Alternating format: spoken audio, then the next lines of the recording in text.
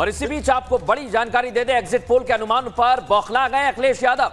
Exit poll का आधार EVM नहीं DM है, ये कह रहे हैं। प्रशासन याद रखे, जनशक्ति से बड़ा कुछ नहीं होता है। आपको याद होगा जब विधानसभा के चुनाव हुए थे तब अखिलेश यादव ने जनसभा के दौरान मंचों से कहा था कि हमने लिस्ट तैयार कर ली है, और प्रशासनिक अधिकारियों को जब धमकी दी थी तो इसका विरोध हुआ था। लेकिन एक बार फिर एग्जिट पोल के आंकड़े के बाद उन्होंने इसे लेकर सवाल उठाए हैं और कहा है कि प्रशासन याद रखे, यानी प्रशासन को एक बार फिर से कटघरे में खड़ा किया है। यही तस्वीर श्वेता हमें पहले विधानसभा चुनावों में भी देखने को मिली थी, लेकिन उस दौरान भी समाजवादी पार्टी को हार मिली थी और योगी सरकार एक बार फिर से चुनकर आई थी। और अब एग्जिट पोल पर अखिलेश यादव के सवाल सामने आ रहे हैं। देखिए, ये ट्वीट किया गया है अखिलेश यादव की ओर से। वो क्या कह रहे हैं अपने ट्वीट में?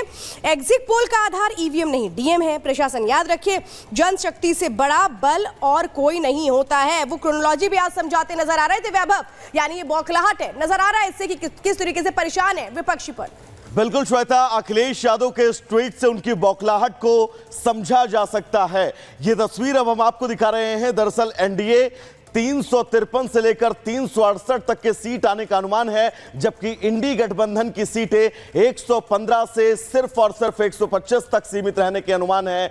और बात अगर अदर की करें, अन्य जो है अन्य दल 43 से लेकर 48 तक की सीटों की संभावनाएं बाकी अन्य दलों को है। ये मैट्राइज का जो एग्जिट पोल है वो हम आपको बता रहे हैं। और अब एग्जिट पोल के बाद विपक्ष की जो बौखलाहट है वो भी खुलकर सामने आ रही है। ईवीएम और डीएम यानी कि प्रशासन पर बड़ा हमला अखिलेश यादव ने बोला है। मैट्राइज का ये एग्जिट पोल भी हम आपको दिखा रहे हैं, जो बिल्कुल स्पष्ट बहुमत एनडीए को साफ साफ दिखा रहा है।